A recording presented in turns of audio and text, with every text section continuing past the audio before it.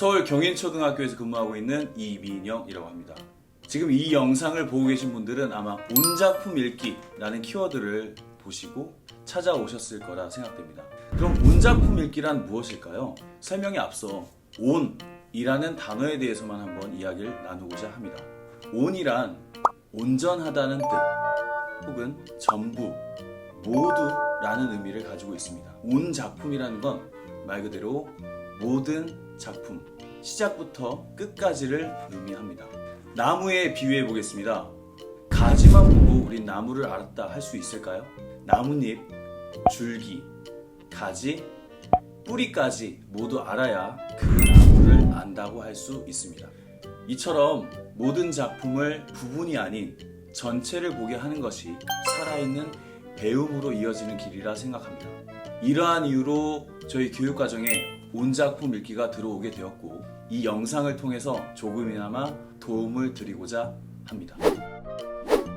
온작품 읽기 수업을 시작하는 첫 시간이 되었습니다. 처음부터 책을 읽으실 건가요? 처음부터 책을 읽는 것은 아이들에게 큰 흥미를 가져다 주지 않을 것 같습니다. 모든 이야기는 궁금증이 생겨야 의미 있고 재미있게 다가갈 수 있으니까요. 다음과 같은 이야기를 나누면 앞으로 이어질 수업에 큰 밑거름이 될 거라 생각합니다. 먼저 아이들과 혼자 읽는 것과 함께 읽는 것의 차이는 무엇이 있을지 한번 이야기 나누면 어떨까요? 그리고 선생님의 역할은 이때 충분히 들어주고 이끌어주는 게 선생님의 역할입니다. 두 번째로는 책의 내용을 들여다보기 전에 책 표지를 가지고 이야기를 나눌 수가 있습니다.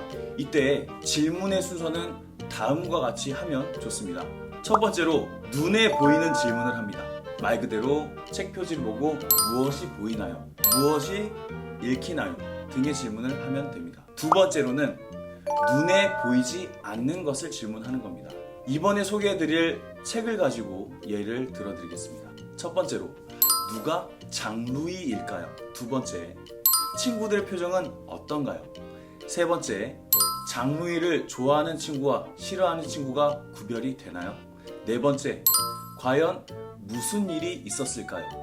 와 같은 질문들을 하실 수가 있습니다. 챕터 1. 건방진 녀석. 주위에서 흔히 볼 수 있는 초등학교 5학년 오윤기. 윤기는 개학을 앞두었습니다. 여느 아이들과 같이 방학 숙제를 미루던 윤기는 같은 반 친구인 태주의 작품을 베낍니다.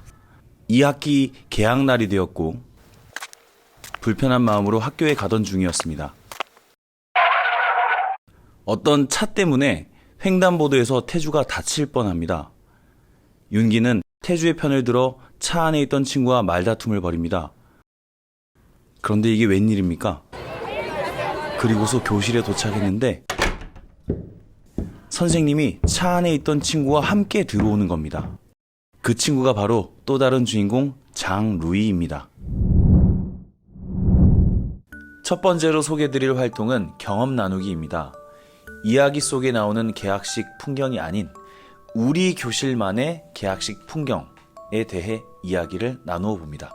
두 번째는 토의 토론입니다. 22쪽에 나온 교통사고 이야기를 통해 다음과 같은 토의 주제를 제시할 수 있습니다. 신호를 안 지킨 보행자 잘못인가? 사람을 제대로 보지 않은 운전자 잘못인가? 세 번째는 그림 속 인물 맞추기입니다. 지금까지 읽었던 이야기를 통해서 27쪽 사파 속 인물이 각각 누구인지 맞춰보는 활동입니다. 챕터 2. 너나 해라. 전학 오자마자 반장 후보로 추천을 받은 장루이는 후보에서 빠지는 대신 픽 웃으며 윤기를 반장 후보로 추천합니다. 단 한 번도 남 앞에 나서본 적이 없는 윤기는 이 상황이 당황스러웠습니다. 더군다나 반장 후보가 됐다는 걸 알게 된 엄마, 아빠의 엄청난 기대 때문에 마음은 더욱더 불편해집니다. 이게 다 장루이 그 녀석 때문이다 라는 생각만 깊어집니다. 34쪽까지 읽고 학생들과 토의할 수 있는 주제는 별명은 꼭 필요한가? 입니다. 36쪽에서는 내가 윤기의 엄마 아빠라면 어떤 이야기를 해줄지 추론하는 활동을 할 수 있습니다. 39쪽에서는 다음과 같은 경험을 나눌 수 있습니다. 난 심각한데 상대방은 가볍게 여긴 적이 있나요? 또는 반대로 남은 심각한데 내가 가볍게 여긴 적 있나요? 챕터 3 최선의 선택. 윤기는 결국 반장 선거에서 기훈이에게 자리를 양보합니다. 반장은 되지 못했지만 기훈이와 더 친해져 윤기는 만족했습니다. 비록 장루이와 같은 모둠이지만 생전 처음으로 모둠장도 되었습니다. 체육 시간에 장루이가 피궁을 던져 시비를 걸어도 오히려 윤기의 주위에는 친구들이 늘어만 갑니다. 그리고 윤기는 모둠원들과 요리 수업을 위한 역할을 나누고 떡볶이 재료를 정합니다. 41쪽에서는 리더의 조건에 대해서 이야기 나눌 수 있습니다. 공부를 잘하는 친구와 성격이 좋은 친구 중 어떤 친구가 리더에 적합할까요? 43쪽에서는 용기라는 키워드를 통해 학급 친구들과 즉흥극을 진행할 수 있습니다. 인물, 장소, 사건을 정하게 한 뒤 용기가 필요한 상황을 즉흥극으로 표현하게 합니다. 47쪽에서는 장루이가 시치미를 떼는 상황이 나옵니다. 시치미를 떼다 라는 말은 어디서 왔는지 알아보는 시간을 갖습니다. 챕터 4 벌레의 과자. 떡볶이를 만드는 시간이 되고 한 명도 빠짐없이, 심지어 장루이까지도 모두 재료를 잘 준비해온 덕분에 윤기네 모둠은 순조롭게 떡볶이를 완성합니다.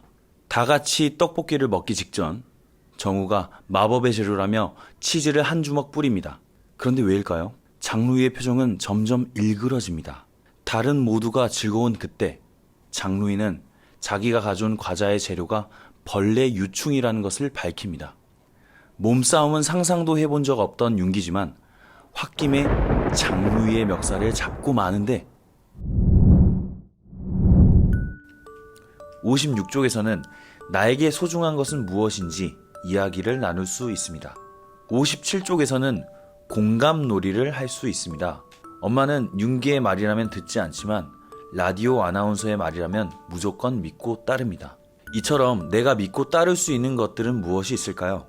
65쪽에서는 떡볶이 만들기 수업을 따라서 요리 실습을 할 수 있습니다. 마무리되는 시간에는 온작품 읽기를 할 때 도움이 될 만한 꿀팁들을 알려드리겠습니다. 자, 오늘의 꿀팁은 첫 번째, 소리내어 읽기입니다. 혼자 읽을 때보다 함께 읽을 때는 소리내어 읽는 게 훨씬 효과적이고 몰입할 수 있도록 합니다. 소리내어 읽는 방법에도 여러 가지 방법이 있는데요. 첫 번째, 세 문장씩 읽기. 두 번째, 한 문단씩 읽기. 세 번째,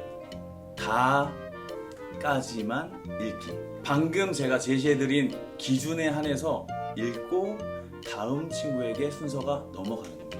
자, 이런 식으로 읽다 보면은 아이들이 흐름을 따라가기가 좋습니다. 자, 오늘 미처 못 알려드린 내용은 아래 링크를 통해서 수업 자료를 받아보실 수가 있습니다. 다음 영상에서 만나요.